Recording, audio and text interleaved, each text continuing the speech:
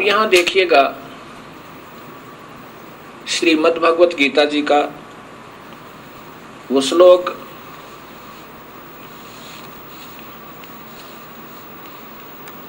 जिसमें ये काल स्वयं ब्रह्म कह रहा है कि ये तीनों गुणों के द्वारा जिनका ज्ञान हर लिया, ये गीता प्रेस गोरखपुर से प्रकाशित वही गीता है जो आप देख रहे हैं। अध्याय नंबर 7, ये श्लोक नंबर 12 से देखो इसका। इसमें लिखा है, और भी जो सतोगुण से उत्पन्न होने वाला भाव है, जो रजोगुण से तथा तमोगुण से होने वाले भाव, इन सबको तो मुझसे ही होने वाला ऐसा जान, परंतु वास्तव में मैं उनमें और वे मुझ में नहीं हैं। रजगुण ब्रह्मा, सतगुण विष्णु, तमगुण शिव जी। अब इसमें ब्रह्म भगवान क्या कहना चाहते हैं कि इस रजगुण ब्रह्मा से, सतगुण विष्णु से, तमगुण शिव जी तक जो कुछ भी हो रहा है, ब्रह्मा शरीर बनवावे यानी प्रेरणा देकर विषय वासना के द्वारा, और विष्णु जी यहाँ सतिथि बनाए रखते हैं मोह ममता पैदा करके, और वो सतोगुण है। और तमोगुण के द्वारा जो संहार हो रहा है ये शिव है, इसका कारण काल न बना रखे। कहते हैं इन तीनों से जो कुछ भी हो रहा है उनका कारण मुझे ही जान, क्योंकि काल को 1,00,000 जीवों का रोज आहार करना पड़ता है, उसके लिए अपने तीनों पुत्रों से ये सब यहाँ का कार्य करवा रहा है। इसलिए कहता कि मैं इनमें नहीं हूं, क्योंकि ये काल अपने 21वें ब्रह्मांड में बाहर रहता है इनतः, और अपने पुत्रों को और सभी यहाँ के ऋषियों को, जीवों को अपने वहां से रिमोट तय अपनी शक्ति से इनको नचा रहा है। अब ये देखिए 21 ब्रह्मांड का चित्र मैंने पहले भी दिखाया था, अब फिर देखिएगा। ये काल के 21 ब्रह्मांड का चित्र है, और ये काल इन 21 ब्रह्मांड से अपने 21वें ब्रह्मांड में इन 20 ब्रह्मांडों में सबको बंद करके न्यारा रहता है। जैसा ऋग्वेद में आपके सामने अभी आया था, ये एक महाब्रह्मांड है और इसमें ये 5 ब्रह्मांड हैं। एक ब्रह्मांड में ये ब्रह्मा विष्णु महेश प्रभु हैं, विभागीय मंत्री समझो, और एक महाब्रह्मांड को ऐसे अंडे की तरह बंद कर रखा है, इसमें 5 ब्रह्मांडों का एक ग्रुप बना रखा है। ऐसे ऐसे 4 महाब्रह्मांड बनाकर 20 ब्रह्मांडों को रोका हुआ है। हर एक ब्रह्मांड में एक ब्रह्मा, एक विष्णु, एक शिव है, जिनको ये नादान मार्गदर्शक कहा करते। ये सर्वशक्तिमान है, ये अजर है, अमर है, इनकी माँ नहीं, बाप नहीं, ये तो केवल इसमें एक विभागीय प्रभु है। और ये काल स्वयं इनसे बाहर है, इसलिए कहता कि मैं इनमें नहीं हूं, ये वास्तव में यहां रहता है। और ये तपस्या इस काल की, यहाँ पर भून कर जीवों का वो शोरबा निकालता है। और ये नकली सतलोक, अलखलोक, अगमलोक, अनामी लोक बना रखे हैं, जो ये पंथ चले हुए हैं 2-3 जो सतलोक की महिमा गाते हैं, लेकिन ये नहीं बता पाए उनके संत के वो कबीर परमात्मा है। इसलिए वो इस नकली सतलोक में ही पहुंच पाओगे, जो बीड़ी शराब मांस तंबाकू प्रयोग कभी नहीं करते, और वो भी सही नाम होगा तो, इन जो नकली नामों से तो कहीं भी नहीं जा सकते। अब यहाँ देखिएगा, ये स्वयं कहता है कि मैं इनमें नहीं हूं, इनसे बाहर रहता हूं। अब फिर देखिएगा वही गीता जी श्लोक नंबर 13, अब 12 आपको सुना था, 13 गुणों के कार्य स्वरूप यानी गुणमयी, गुणमयी माने या त्रिगुणमयी माया, इन तीनों प्रकार के भावों से सारा संसार प्राणी समुदाय इन तीनों गुणों से परे मुझ अविनाशी को नहीं जानता।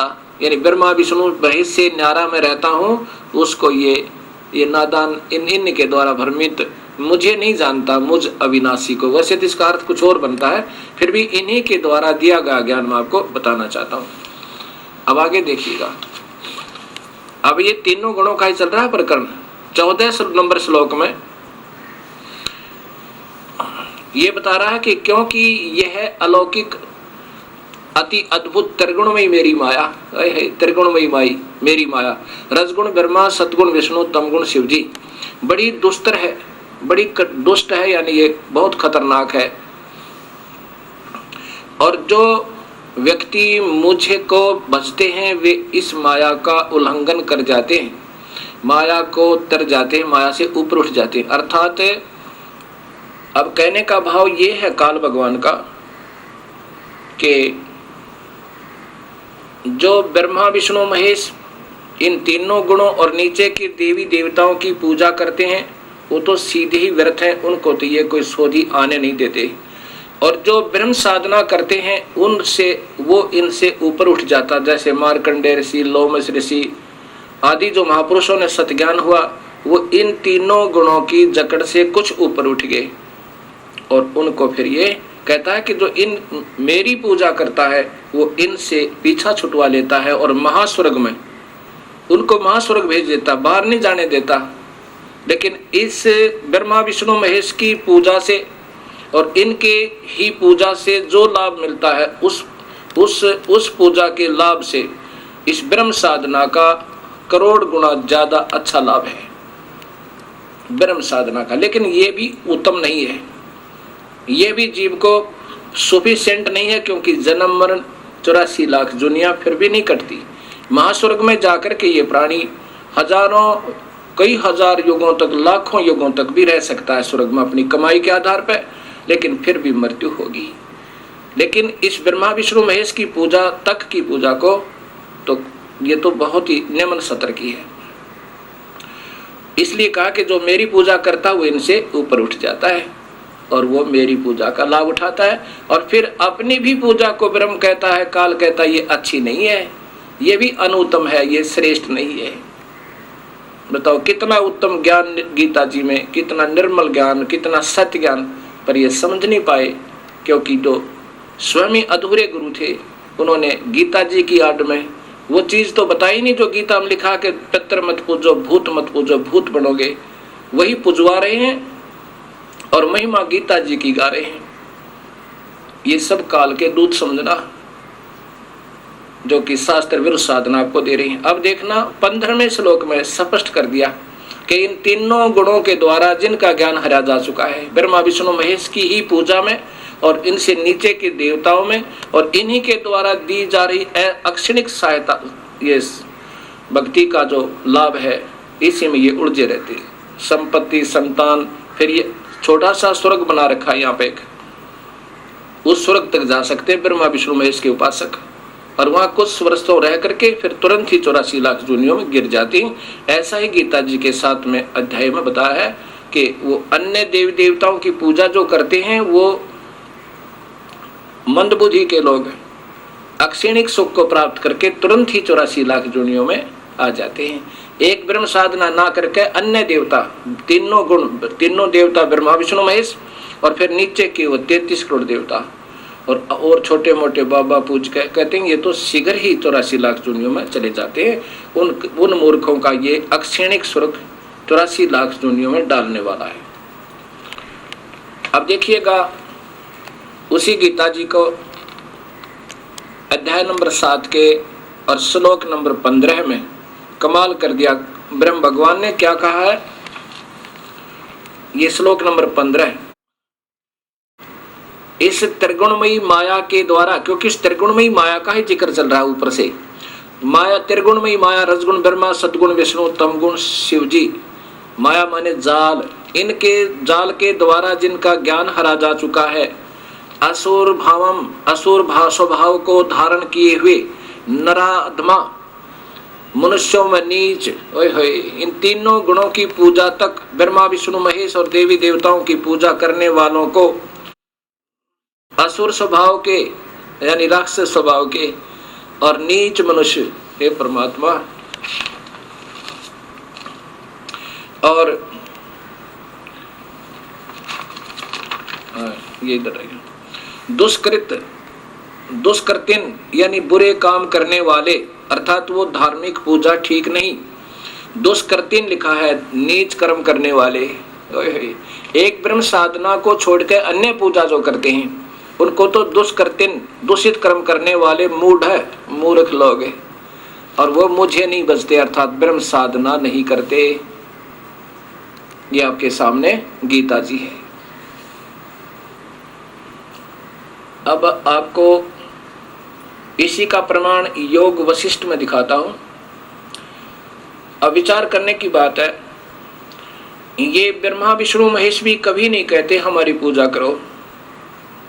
किसी शास्त्र में ये प्रमाण नहीं है कि उन्होंने स्वयं कहा हो कि हमारी पूजा करो, लेकिन ये अधूरे गुरु जिनको स्वयं ज्ञान नहीं होता वही इनकी महिमा गाकर इन भोली आत्माओं को उन्हीं के ऊपर आश्रित करते हैं।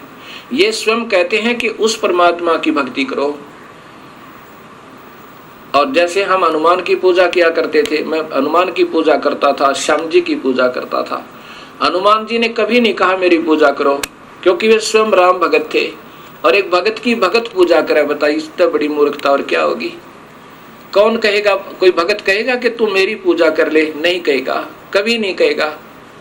वो तो कहेगा भी गुरुदेव के पास जाओ, उनसे उपदेश ले लो, तुम्हारा कल्याण होगा। अगर ऐसा कोई कहता हो तो दुष्ट आत्मा है, क्योंकि वो स्वयं गुमराह है और वो आप भी डूबे उनको भी डुबोएगा।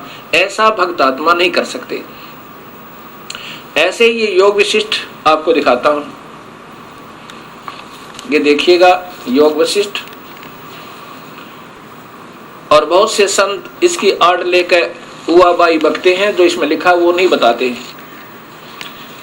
वशिष्ठ जी पूछते हैं महादेव जी तय कि महाराज जी ध्यान रूप पूजन अर्थात परम पद आदि ये मुझे बताइए। 28वां सर्ग। महादेव जी कहते हैं महर से उस परमात्म देव के पूजने के जितने कर्म, यानी उस परमात्म, अपनी पूजा नहीं लिखी इन्होंने, ये कह रहे हैं उस परमात्म के पूजने के जितने कर्म हैं उन सब में पहले देह अभिमान आदि परित्याग पूर्वक छोड़ देना चाहिए। ये नियम बता रहे हैं। इस परमात्म देव की पूजा है, जैसा भी ध्यान ही, क्योंकि इनको जितना ज्ञान है विचारों को ये उतना ही बता सकते हैं। इन्होंने मेडिटेशन को बताया कि सबसे अच्छा है, लेकिन आगे बताएंगे वो मेडिटेशन से क्या लाभ हो सकता है। आगे देखिए, यहां देखो, ये सब उसी के बारे में प्रमाण दिया जा रहा है, और अपनी महिमा इन्होंने कहीं नहीं लिखी। आगे लिखा है कि उस पूर्ण क्योंकि इन्होंने वेदों का ज्ञान ब्रह्मा जी से हुआ। वेदों में ये लिखा है परमात्म देव ही परम देव है। पूर्वोक्त नियत के नाटक का साक्षी यह परमात्म देव ही परम देव है। अब यहाँ क्या है, वेदों में क्या लिखा है कि पूर्ण परमात्मा कबीर परमेश्वर है, और पूजा दे रखी है केवल ब्रह्म तक की। तो ये सभी महापुरुषों ने, ब्रह्मा ने, विष्णु ने, शिव ने, क्योंकि ब्रह्मा जी ने वेद पढ़े और शिव और विष्णु जी को बताया, तो उन्होंने उसी सुनी सुनाई बातों से बता रहे हैं कि वो परमात्मा, वो परमात्म देव, और फिर पूजा बताते हैं केवल ओम नाम की ही। महिमा तो उस परमेश्वर की गाते हैं वेदों के आधार पर, लेकिन पूजा का इनको मालूम है केवल ब्रह्म तक का, इसलिए बेचारे यहीं पर लटकम पटकम रह जाते हैं। अब देखो ये योग वशिष्ठ में आपको इसी में आगे दिखाता हूं कि वो महादेव जी स्वयं कह रहे हैं। सचित्र योग वशिष्ठ महारामायण द्वितीय खंड, और ये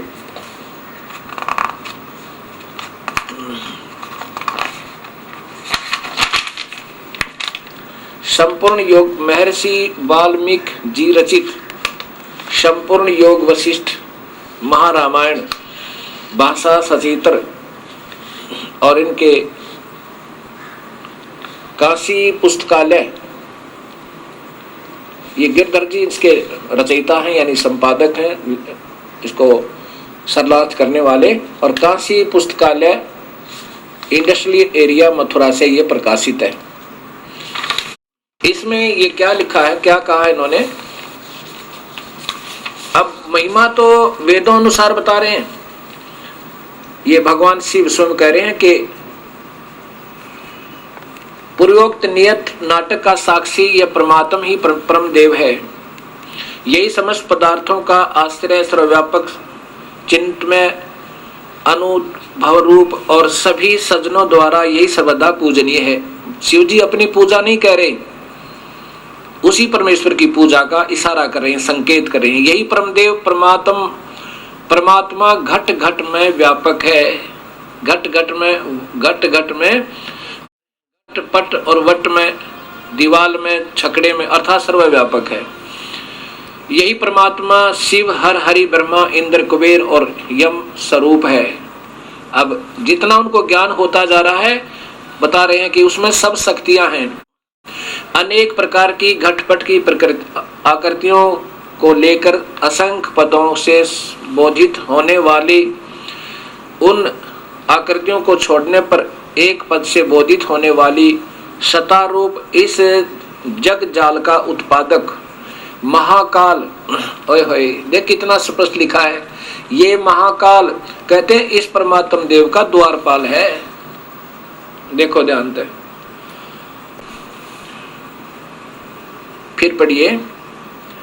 भगवान शिव कह रहे हैं कि ये महाकाल, ये ब्रह्म, ये तो उस परमेश्वर का पहरेदार है, उस काल का। 21 ब्रह्मांड के मालिक तो उस परमेश्वर का, ये काल तो उसका द्वारपाल अर्थात नौकर है। और इसी का प्रमाण गरीबदास जी देते हैं। इसी का प्रमाण गरीबदास जी स्वयं आंखों देखा हाल विवरण करते हैं कबीर साहब की समर्थता का। क्या कहते हैं? गरीब काल जो पीसना जोरा है पनिहारे, ये दो असल मजदूर हैं मेरे सतगुरु के दरबारे। होए होए, कहते हैं ये काल तो उस कबीर परमात्मा के इशारे पर नाचता है, ये तो मजदूर है उसका। और यही योग वशिष्ठ में भगवान शिव कह रहे हैं वेदों में लिखे आधार पे, क्योंकि ये महापुरुष हैं, ये झूठ नहीं बोला करते। ये तो हमारे जैसे गुमराह करने वाले जिन्हें स्वयं ज्ञान नहीं, वही एक विभागीय प्रांतीय मंत्री को मुख्यमंत्री, प्रधानमंत्री, राष्ट्रपति बता रहे हैं। अगर उस मंत्री से कोई पूछेगा क्या आप प्रधानमंत्री हो, वो कहेगा नहीं, मैं तो विभागीय मंत्री हूँ। वो झूठ नहीं बोला करते और वो बताया करते हैं कि वास्तव में शक्तिशाली तो फिर राष्ट्रपति और प्रधानमंत्री है। ये स्वयं नहीं कहा करते परमेश्वर की प्यारी आत्मा ब्रह्मा, विष्णु व शिव, ये स्वयं नहीं अपने आप को सर्वशक्तिमान बताया कहीं पर भी। इन्होंने एक ही परमेश्वर की तरफ, उस पूर्ण ब्रह्म का ही इशारा किया सबके सामने। अब जैसे भक्तात्मा कहते हैं हम श्री राम जाप करते हैं और उनके हमारे पास विनम्र भाव से पूछा गया, प्रश्न उनका था कि आप बताते हो कि राम जाप नहीं करना, और हमारे गुरुदेव ने तो श्री राम के ऊपर ही पूरी महिमा गाई है कि श्री राम जाप जपना चाहिए। और जय जय राम, श्री राम, जय जय राम, सिया राम, ये जाप बहुत उत्तम बताया। तो भक्तात्मा जैसे श्रद्धा आपकी प्रभु के अंदर बहुत अच्छी बनी हुई है, वो तो बहुत अच्छा है, लेकिन शास्त्र विरुद्ध होने से ये मंत्र सही नहीं है। जैसे हम सत साहेब, सतनाम, सत साहेब, सतनाम आदि कहते रहते हैं, ये हमारा मंत्र नहीं है। जैसे पहले ऋषि लोग कहा करते कि राम का नाम जपो भाई, राम राम, राम ही है सर्वस्व। अब वो जो मंत्र है राम का, जो जाप है राम का, वो सीधा नहीं बोला जाता, क्योंकि अधिकारी के हाथ से, मुख से जो निकला हुआ वचन वो मंत्र बन जाता है। अब जैसे कोई अधिकारी है और कहीं वो दस्तखत कर देवे किसी भी कागज पे, जो तो उसका जवाब देना होता है और उसका कोई दुरुपयोग भी कर सकता है। ऐसे संतों ने उसको संकेतिक नाम रूप में रखा है, राम नाम जपो। और जब कोई नाम लेने जाते हैं तो उनको वो मंत्र ओम दिया करते थे। ओम नाम से अन्य मंत्र देने के अधिकारी कोई भी नहीं है, केवल कबीर परमात्मा का वो हंस है। जिसको नाम देने का आदेश उनके गुरुदेव के द्वारा है और वो कबीर साहब को इष्ट मानकर ही बता रहा है और पूजा शास्त्र अनुकूल दे रहा है। अन्य कोई और मंत्र देता है ओम नाम से अलग, वो अधिकारी नहीं है। जैसे कोई एसडीएम और सीएम के लेवल का काम करे, वो महामूर्ख होगा, ऐसी गलती वो नहीं कर सकता। इसलिए ये स्वयं ही, जिनको कोई अधिकार नहीं, ना वो गुरु हैं, वो जो चाहे मंत्र दे करके आपको राजी कर सकते हैं कि मैंने भी मंत्र दे रखा है। तो ऋषि लोग ओम नाम का जाप ही दिया करते थे। कबीर साहब कहते हैं 3 लोक सब नाम जपत है, 3 लोक में सभी राम जपत है। राम और जान मुक्ति को धाम, और श्री राम ने स्वयं वशिष्ठ गुरु बनाए और वशिष्ठ जी ने श्री राम को दिया ओम नाम। अब विचार करना कि 3 लोक के अधिपति त्रिलोक धनी श्री राम ने भी वशिष्ठ मुनि जी से गुरु मंत्र लिया और उन्होंने श्री राम को ओम नाम बताया और ध्यान के ऊपर ही उनकी दृढ़ता बताई। अब यहां विचार करना, कबीर साहब कहते हैं कि तुम तो राम जाप करते हो, राम राम, और श्री राम ने जब मंत्र लिया उन्होंने ओम नाम लिया, क्योंकि वो ऋषिजन वेदों के ज्ञाता थे। उन्होंने इतना ही जाना था कि वेदों के आधार पर ही साधना सत्य होती है और उस एक ही परमात्मा की पूजा करनी होती है। उन्होंने पूर्ण ज्ञान न होने से उस ओम नाम को पूर्ण परमात्मा, पूर्ण ब्रह्म का मंत्र मान के और वो स्वयं भी जाप करते थे और शिष्यों को भी दिया करते थे। योग वशिष्ठ जो आपने अभी देखा, इसमें श्री राम जब वशिष्ठ जी के पास पहुंचे तब उन्होंने बताया, हे गुरुदेव मेरा आत्म कल्याण कैसे हो। तब उन्होंने वशिष्ठ जी ने कहा कि मैं तुझे जो मार्ग बताऊंगा प्रभु, वो मैंने भगवान शिव से पूछा था। उन्होंने जो मुझे बताया वो मैं तुम्हें बता रहा हूँ। उन्होंने, भगवान शिव ने मुझे बताया था कि उस परमात्मा का ही ध्यान और मंत्र जाप करे और निरभिमान होकर, अभिमान रहित होकर भक्ति करे, तब ये जीव सफल हो सकता है, नहीं तो नहीं होगा। अब यहाँ विचार करना कि श्री राम को वशिष्ठ जी बता रहे हैं कि मैंने महादेव जी से, यानी शिव भगवान, त्रिलोकीय भगवान शिव तक ये पूछा था कि उस परमात्मा का कैसे भजन करें। अब उस शिव को भी जितना ज्ञान है, इस शिव को, त्रिलोकीय शिव को, अब वो भी शास्त्रों के अनुसार जैसे वेदों के आधार पर ही सुनते रहते हैं और उन्होंने ऐसे ही बताया कि वेदों में ऐसा ही वर्णन है कि कोई और परमात्मा है और उसका जाप करे, ओम ही नाम है उसका, और मेडिटेशन करे, ध्यान करे, यज्ञ करे, जैसा क्योंकि वो स्वयं करते थे ऐसा ही बताया। तो वही श्री राम को वशिष्ठ जी ने बताया कि मैंने शिव जी से पूछा था, वो तुम्हें बता रहा हूँ। राम नाम का जाप ना वेद में है और ना ही गीता जी में कहीं राम जिक्र नहीं है। एक जगह श्री राम जिक्र है कि धनुषधारियों में अर्जुन तो राम के समान है, बस श्री राम यानी वो त्रिलोकीय भगवान श्री रामचंद्र के समान है। केवल जाप ओम नाम का, और फिर ओम नाम से भी पूर्ण मंत्र नहीं बनता। ओम तत् सत, ये गीता जी के 17वें अध्याय का 23वें श्लोक में स्पष्ट किया है। अब मैं आपको वशिष्ठ जी द्वारा श्री राम को उपदेश देते हुए क्या क्या कहा कि मैंने जो शिव से पूछा था वही मैं तुझे बता रहा हूं। ये योग वशिष्ठ एक बार फिर देखिए। महर्षि वशिष्ठ जी कह रहे हैं श्री राम को कि जो मैंने महादेव जी से पूछा था और उन्होंने मुझे बताया वही मैं तुम्हें वर्णन कर रहा हूं। अब देखिए योग वशिष्ठ, सचित्र योग विशिष्ट महारामायण, द्वितीय खंड, और ये संपूर्ण योग विशिष्ट महर्षि वाल्मीकि जी रचित श्री परमात्माय नमः। महर्षि वाल्मीकि जी रचित संपूर्ण योग वशिष्ठ सचित्र भाषा सचित्र द्वितीय खंड अनंत कोट ब्रह्मांड नायक भगवान श्री राम, ये इनकी अपनी एक विभागीय मंत्री को पूरा कुछ बना दिया, क्योंकि इनकी सोच अधूरी रही। यहाँ देखो संपादक कौन है इनके, अनेक ग्रंथों के रचयिता श्री गिरधर जी, काशी पुस्तकालय C14 इंडस्ट्रियल एरिया मथुरा, यहाँ से ये प्रकाशित है। और इसके आप देखो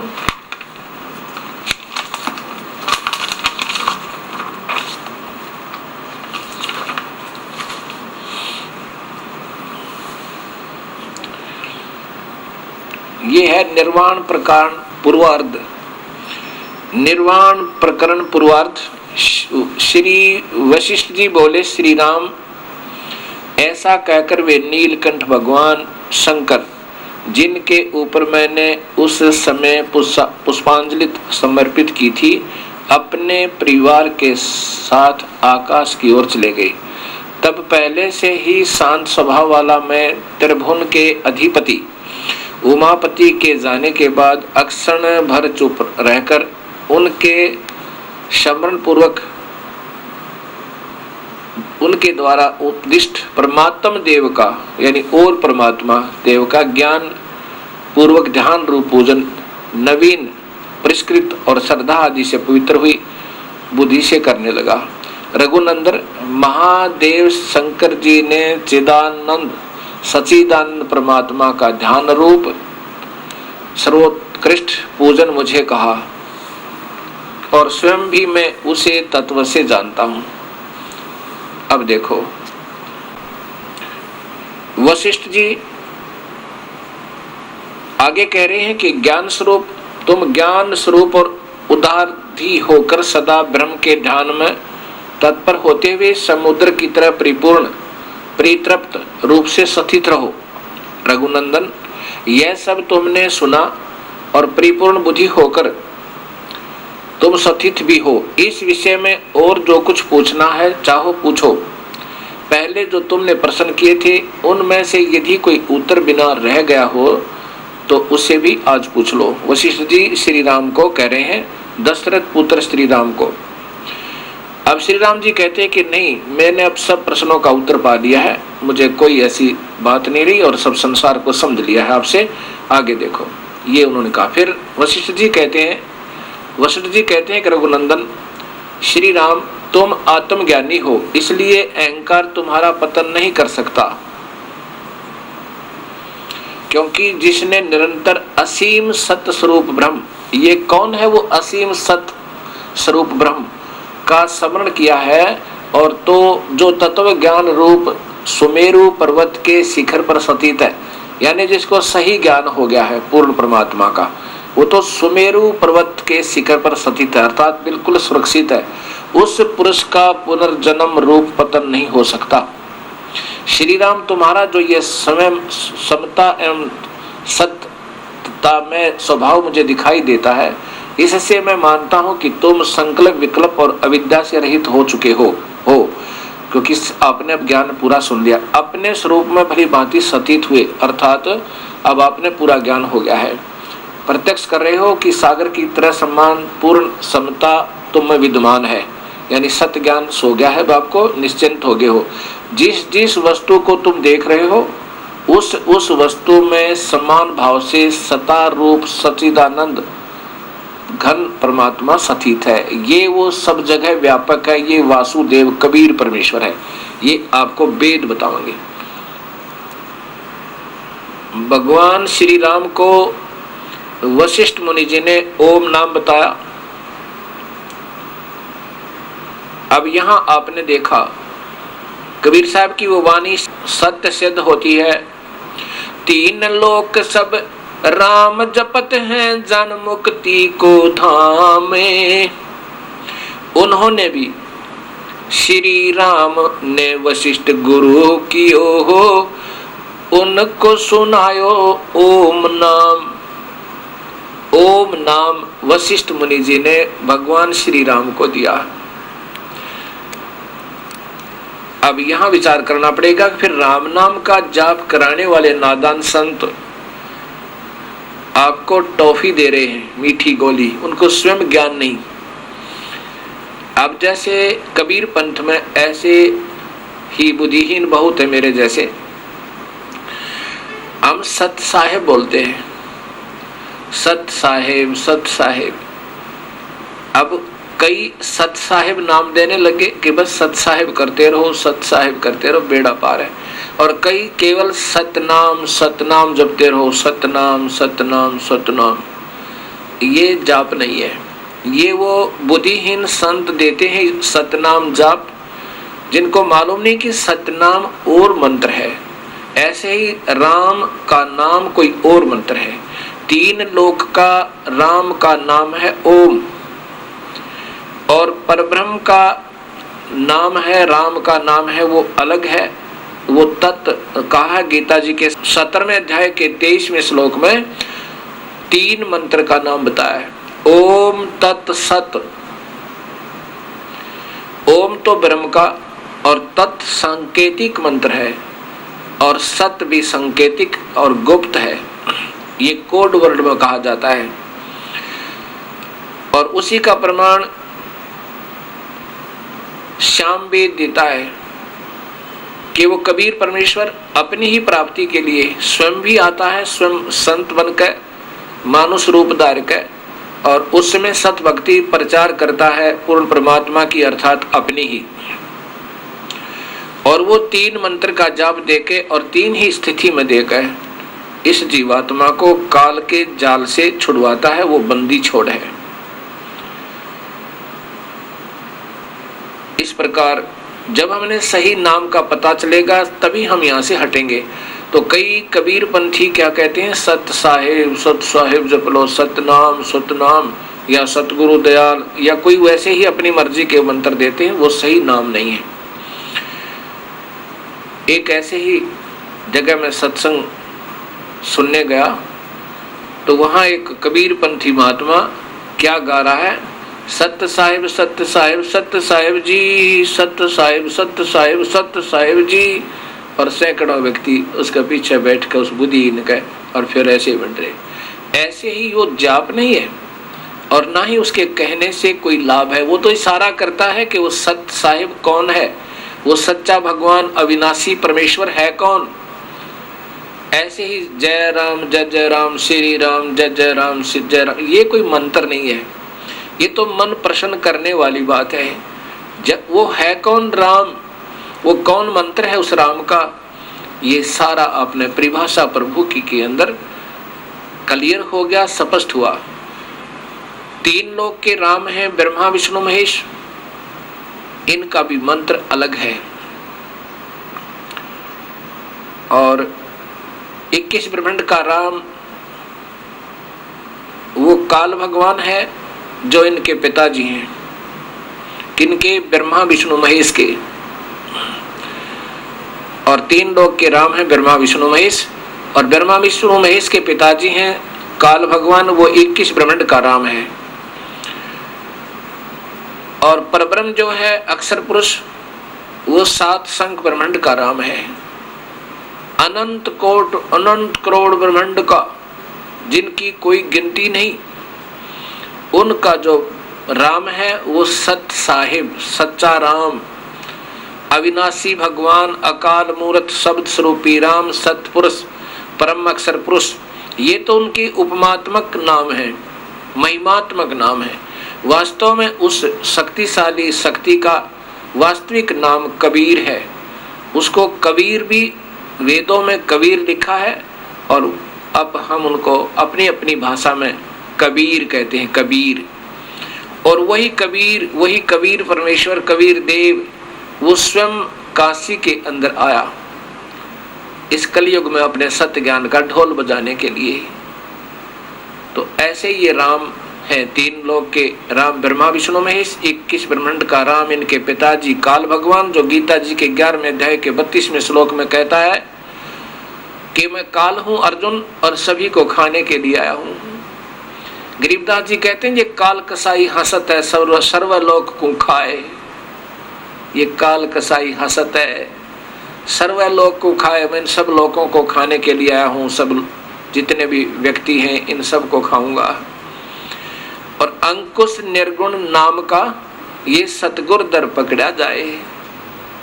अंकुश इसके लिए कौन सा है? सच्चे नाम का, निर्गुण नाम का एक सार नाम है, उसको सार नाम कहते हैं। उससे फिर ये दूर हो जाता है, ये उस प्राणी के निकट नहीं आ सकता। अगर वो प्राणी सत भक्ति करता हुआ गुरुदेव के चरणों में, गुरु मर्यादा में अंतिम श्वास तक रहता है, जो गुरु मर्यादा भंग कर देते हैं उनके साथ प्रभु नहीं रहेगा, फिर वो काल जाल में फंस जाएगा। अब इस प्रकार ये भ्रमणा भटकना हमारी हट जाएगी, क्योंकि ये सत्य ज्ञान अभी तक हमारे पास नहीं पहुंचा था। अब उसी परमेश्वर की रजा हुई है तो ये प्रारंभ हुआ। अब प्रसंग चल रहा था कि नादान संत शास्त्र विरुद्ध साधना देकर समाज को गुमराह करते हैं।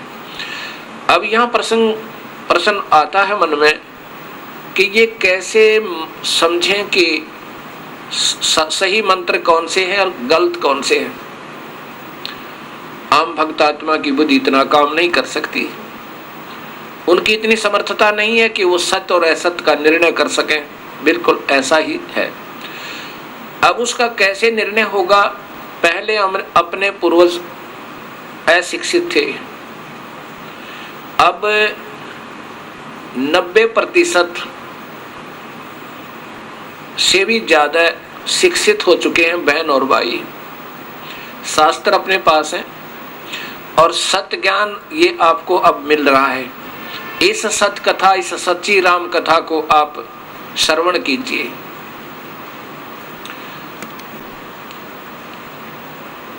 सबसे पहले सृष्टि रचना को आप सुनिए और इसको सत्य मानिए। उसके बाद कोई भी पढ़ा लिखा व्यक्ति जिसको संस्कृत आती हो, इन शास्त्रों को फिर पुनर्देखिए, उनसे सरलार्थ करवाइए, लेकिन उसका दृष्टिकोण पहले ये दृढ़ हो कि ये सत्य कथा सही है सृष्टि रचना की।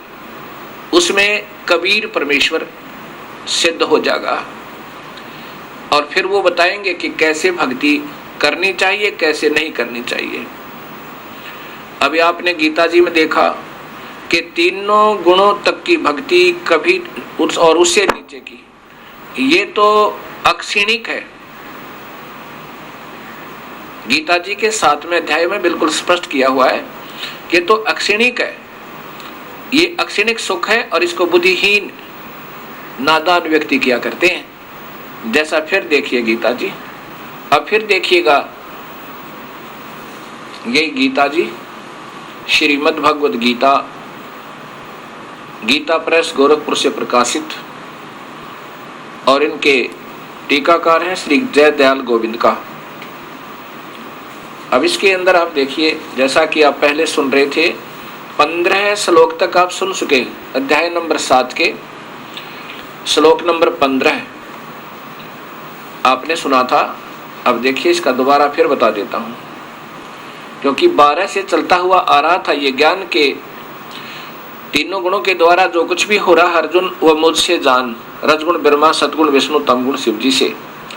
और वो माया रूपी जाल के द्वारा, तीन त्रिगुण रूपी माया जाल के द्वारा जिनका ज्ञान हरा जा चुका है, असुर भावम, असुर भाव को आश्रिता धारण किए हुए नराधमा, मनुष्यों में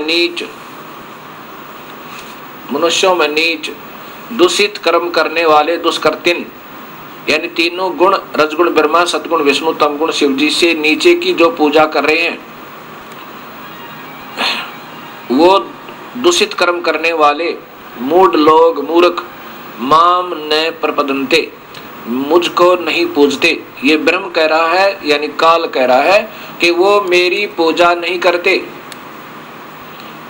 ब्रह्म कह रहा है, ब्रह्म तक की पूजा भी नहीं करते, नीचे की करते। अब 16 में देखो कि मेरी पूजा भी चतुर्विधा भजन्ते माम जना सुकृतिन, ये जो चार सुकृतिन, ये अच्छे कर्म करने वाले, हे अर्जुन, वो भी मेरे को चार प्रकार के लोग भजते हैं। आरत, जिज्ञासु, अर्थार्थी, ज्ञानी च भारत है। यहाँ देखिए संस्कृत इन्हीं के द्वारा सरलार्थ देखिएगा।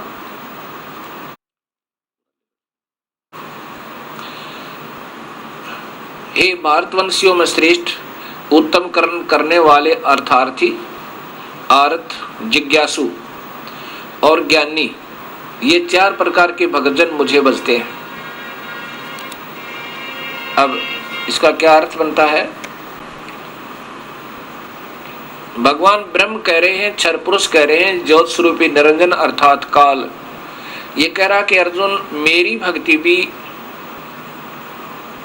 चार प्रकार के व्यक्ति करते हैं, जो सुकृतिन यानी सही कर्म भक्ति कर्म करने वाले। भक्त सही कौन? जो वेदों के अनुसार केवल ओम नाम का जाप जपते हैं और वेदों का ही ज्ञान जानने की चेष्टा करते हैं। गीता जी तो बोला जा रहा था उस समय, गीता और वेद एक ही समझो। उसमें बताया कि आर्त का अर्थ होता है जो कोई अपना संकट निवारण करवाने के लिए, लेकिन वेदों के अनुसार ही कर रहा है, वो भी ठीक है। और दूसरा अर्थार्थी, अपने धन सुविधा प्राप्त करने के लिए और कर रहा पूजा वेदों के अनुसार, अन्य पूजा नहीं कर रहा, तो वो भी सुकृतिन है। और तीसरा जिज्ञासु, केवल वेदों में से ही ज्ञान जानने की कोशिश कर रहा है, वो भी सही कर्म कर रहा है। उससे नीचे के जो शास्त्रों के अनुसार उलझ रहा है, वो सही कर्म नहीं है उसके, वो दुष्कृतिन है। अन्य शास्त्रों का पठन पाठन भी वेद को छोड़कर, और फिर गीता ही उसका दूसरा प्रारूप है, वेदों का संक्षिप्त। इनको त्याग के अन्य शास्त्रों को किसी के द्वारा उपनिषद हैं, 6 शास्त्र हैं, 11 उपनिषद हैं, अगर इनके ऊपर उलझता है तो वो सही कर्म नहीं है, वो दुष्कृतिन है और ये सुकृतिन है। और ज्ञानी जिसने वेदों को जान लिया ढंग से कि केवल एक प्रभु की पूजा करनी है और वो परमात्मा पूर्ण ब्रह्म है, उसको छोड़कर ना ब्रह्म की करनी ना पर ब्रह्म की करनी। अब वो नादान आत्मा, क्योंकि वेदों को पढ़ा जरूर ज्ञानियों ने, विद्वान पुरुषों ने, ब्राह्मणों ने, ब्राह्मण सोए जो ब्रह्म पहचाने, प्रभु को जान ले कि एक प्रभु की साधना से जीव छुटकारा होगा, अन्यथा नहीं होगा, वो ज्ञानी हो गए। अब उनमें क्या कमी रही? इस काल भगवान ने वेदों में ज्ञान तो पूर्ण दे रखा, पूर्ण परमात्मा कबीर परमेश्वर का, और पूजा दे रखी है केवल ब्रह्म की, अपने ही तक की ओम नाम दे दिया। इसलिए इनको ज्ञानियों को ये तो ज्ञान हो गया कि एक प्रभु की भक्ति करनी है। तो यहाँ अगले श्लोक में 17वें श्लोक में कहते हैं कि ये ज्ञानी है तो उद्धारात्मा, उद्धार माने अपना सिर भी दे दे भगवान पाने के लिए तो भी टाला नहीं, लेकिन ये मेरी ही द्वारा दी जाने वाली राहत अर्थात चौथी मुक्ति तक ही सीमित है। ये मेरे ही द्वारा दी जाने वाली अनुत्तम, ये 18वां श्लोक है, अनुत्तम सतिथि में, घटिया सतिथि में ही आश्रित है। यानी मेरी ही द्वारा दी जा रही मुक्ति यानी ओम नाम से मिलने वाली राहत पर ही रह गए, क्योंकि इनको पूर्ण परमात्मा का ज्ञान नहीं हुआ।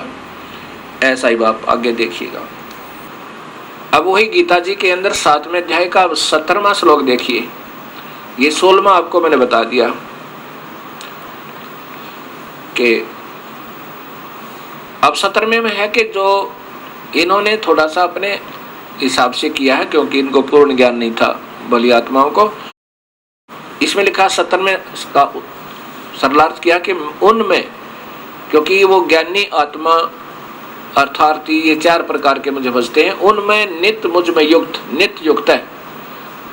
आगे देखिए, एका भक्ति, एक परमात्मा की भक्ति में, अनन्य भक्ति में ज्ञानी भक्त, ज्ञानी अति उत्तम है। यानी जिनको ज्ञान हो गया वो सही है, और क्योंकि मुझको तत्व से जानने वाले ज्ञानी को मैं पसंद हूं और वो ज्ञानी मुझे पसंद है, क्योंकि वो ब्रह्म साधना कर रहा है, इसलिए कह रहे हैं कि वो मुझे अच्छा लगता है। अब ये ब्रह्म भगवान कह रहे हैं, क्षर पुरुष ज्योत स्वरूपी निरंजन काल भगवान, कि अर्जुन जो ज्ञानी है ना, उनको तो मैं अच्छा लगता हूँ, क्योंकि उनको ज्ञान हो गया वेदों के अनुसार कि एक प्रभु की भक्ति करें, और वो मेरी भक्ति कर रहे हैं, इसलिए मुझे अच्छे लग रहे हैं। वो नीचे की तीनों गुणों की, रजगुण ब्रह्मा, सदगुण विष्णु, तमगुण शिव जी, और अन्य उपासना नहीं कर रहे आन देवताओं की, इसलिए वो मुझे पसंद है। मैं उनको ऐसा सुख दूंगा, क्योंकि ब्रह्म साधना से जो सुख होता है, जो राहत मिलती है, प्रभु तो नहीं मिलते वेदों के अनुसार ब्रह्म साधना करने से, ये मालिक प्राप्ति नहीं है, ये तो बिल्कुल स्पष्ट है। वो भी अभी बताऊंगा गीता जी के 11वें अध्याय में।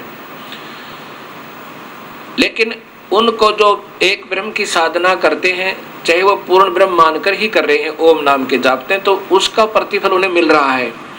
वो इतना अच्छा है कि करोड़ गुना साधना, ब्रह्मा विष्णु महेश की उपासना से करोड़ गुना लाभ जो है ब्रह्म साधना से होता है। वो महास्वर्ग में चले जाते हैं। इस काल के द्वारा हर ब्रह्मांड के अंदर एक ब्रह्मलोक बनाया हुआ है, उस ब्रह्मलोक के एक कोने में महास्वर्ग बना रखा है, और वहां चले जाते हैं। वहां ये काफी युगों तक, वहां हजारों कई लाखों युगों तक उस महास्वर्ग में रहते हैं, लेकिन फिर भी जन्म मरण है।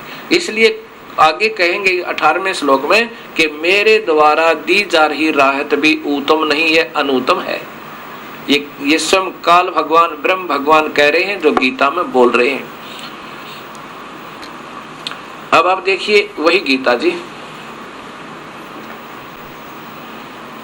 अब ये संस्कृत के साथ देखिए। उदारा है सर्वे एवं एत ज्ञानी तु आत्मा एवं ते मे मतम। ये मेरा विचार है कि ज्ञानी आत्मा जितनी है, ये है तो बेचारी उदार है।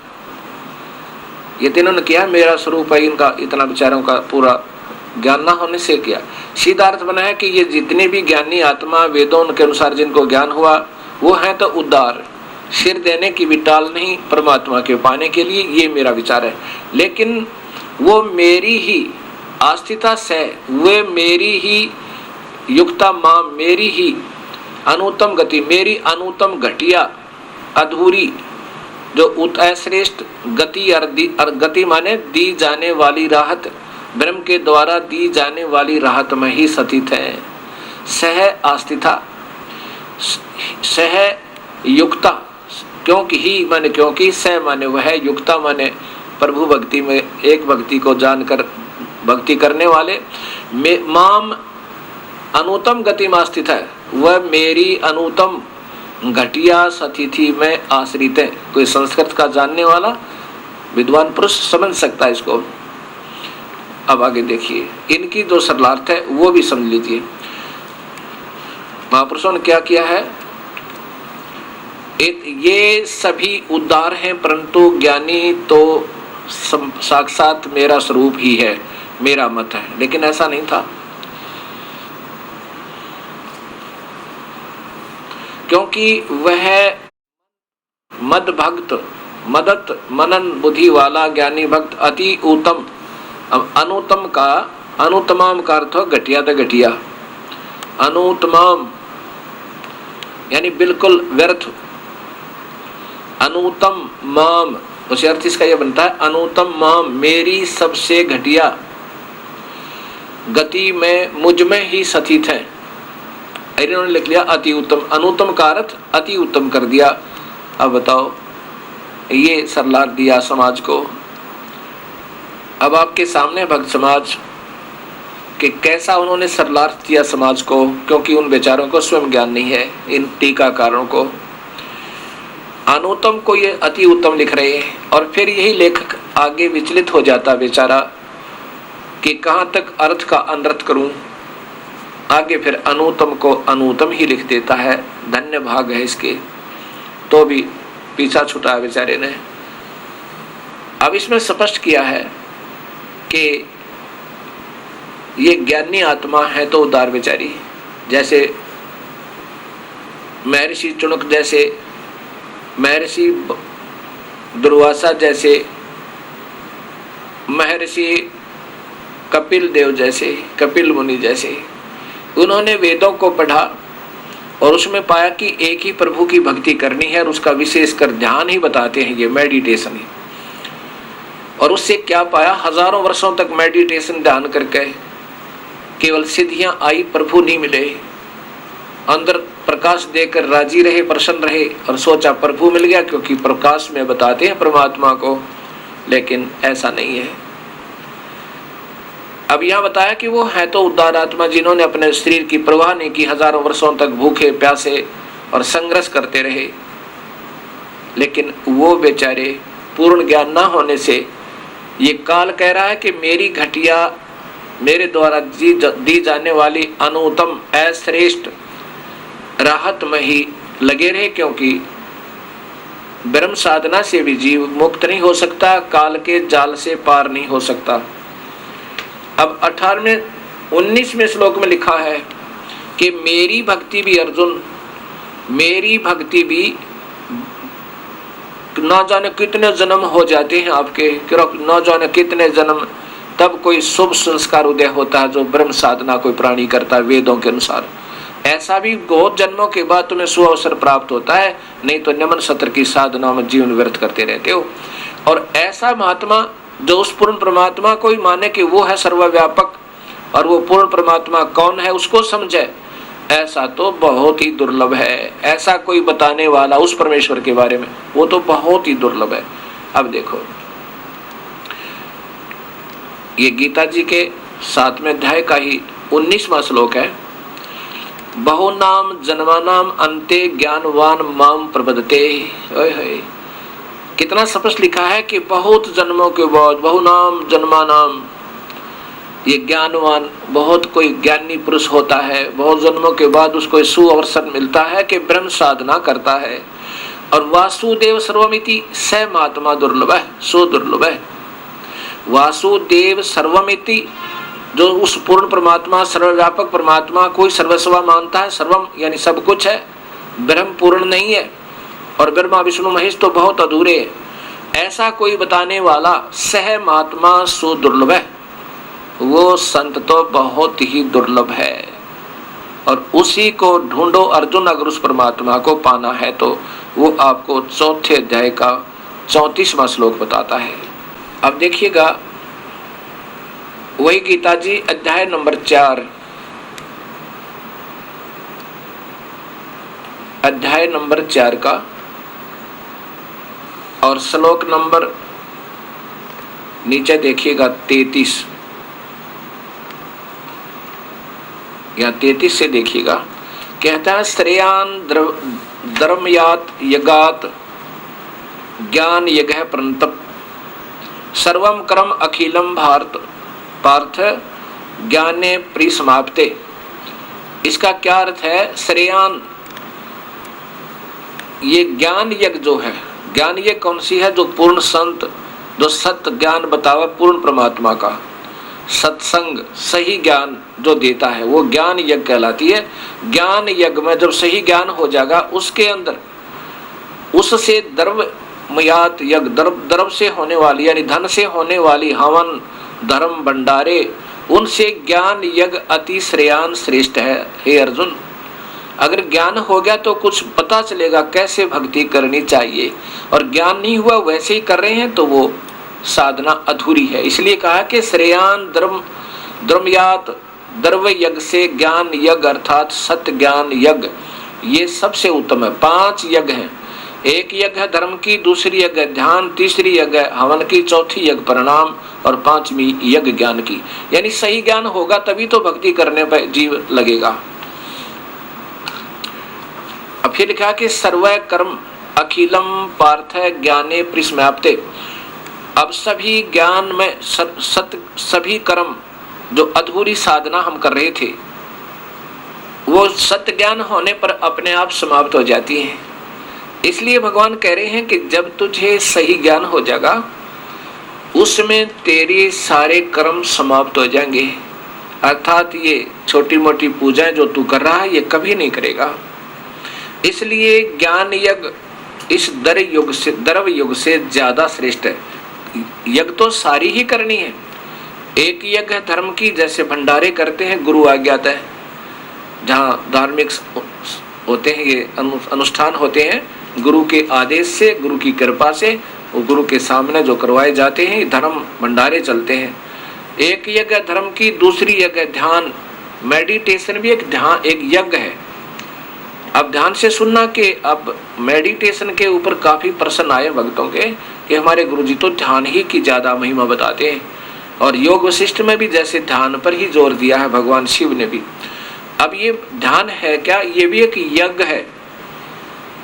ध्यान भी एक यज्ञ है, और प्रणाम, दंडवत प्रणाम करना, ये भी एक यज्ञ है, यज्ञ होता है। और फिर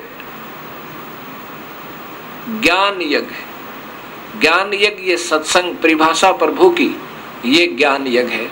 अब कहा कि ज्ञान को जब तुझे, ज्ञान यज्ञ सबसे श्रेष्ठ है, द्रव्य यज्ञ से भी अच्छी है, लेकिन इसके अंदर सभी कर्म समाप्त हो जाते हैं, अर्थात फिर ये भ्रमणा भटकना, अधूरी साधना, संशय रहित साधनाएं अपने आप छूट जाती हैं, फिर ये सत भक्ति पर प्राणी लग जाता। इसलिए पहले सच्चे संत तक पूरे संत का सत्संग सुने, और फिर उन्हीं के पास जाकर उस तत्व भेद के जानने वाले उस संत ने ढूंढ। वो महात्मा बहुत सुदुर्लभ है, कहते हैं वासुदेव सर्वम इति स महात्मा सुदुर्लभ है। उसने ढूंढ, फिर ये सच्चा ज्ञान बताने वाला, पूर्ण परमात्मा का मार्गदर्शन करने वाला, और शास्त्र अनुकूल साधना देने वाला, और जिसको आदेश हो ये नाम देने का, उन संतों को फिर ढूंढे। पहले तो ज्ञान सुन उनका, और फिर उनके साथ उनके पास जा। यहाँ भगवान नहीं कह रहे कि मेरे पास आ जा। ये देखो इसी गीता जी के वही चौथे अध्याय का अब आपको 34वां श्लोक दिखाता हूं। ये आपने 33वां श्लोक पढ़ा, ये अब 34वां पढ़ो। इन्होंने भी ऐसा किया सरलार्थ। ये देखो, हे परंतप अर्जुन, द्रव्य में यज्ञ की अपेक्षा ज्ञान यज्ञ अत्यंत श्रेष्ठ है। यावन मात्र संपूर्ण कर्म ज्ञान में समाप्त हो जाते हैं। अब देखो 34वें श्लोक में स्पष्ट कर दिया भगवान ने कि उन संतों ने ढूंढ ले अर्जुन, तत्विदः प्रिपातेन प्रणिपातेन पृक्षसेन सेवाय उपदिशन्ति ते ज्ञानम ज्ञानिना तत्वदर्शिन। यहाँ देखो उस ज्ञान को, अब जैसे परिभाषा प्रभु की, ये वो ज्ञान वास्तविक ज्ञान है, उस ज्ञान को तू तत्वदर्शी ज्ञानियों के पास जाकर सुन, समझ, उनको भली भांति दंडवत प्रणाम करने से, उनकी सेवा करने से और कपट छोड़कर सरलता पूर्वक प्रश्न करने से वे परमात्म तत्व को भली भांति जानने वाले ज्ञानी न ज्ञानी महात्मा तुझसे तत्व ज्ञान का उपदेश करेंगे। यहाँ भगवान नहीं कह रहे कि मेरे पास आ जा, मैं तुझे परम ज्ञान दे दूंगा, नहीं। अब ये आपको शास्त्र अनुकूल ज्ञान प्राप्त हो रहा है, और ऐसे ही करने से बात बनेगी। अब इसमें स्पष्ट कर दिया कि उन संतों ने ढूंढ ले अर्जुन जो उस पूर्ण परमात्मा के तत्व ज्ञान के जानने वाले हों, उनको दंडवत प्रणाम कर निष्कपट भाव से उनकी सेवा करे, और सरलता पूर्वक प्रश्न करने से, अर्थात उनसे भीख मांग उस उपदेश की, है परमात्मा के प्यारे हंस, हे सतगुरुदेव, अब हमारा कैसे छुटकारा हो, अभी तक तो हम अधूरे ज्ञान वाले उलझे हुए थे। वो फिर जैसे बतावें ऐसे करना, वो फिर तुझे उस परमात्म तत्व का उपदेश करेंगे, पूर्ण परमात्मा का मार्गदर्शन करेंगे। अब आपके सामने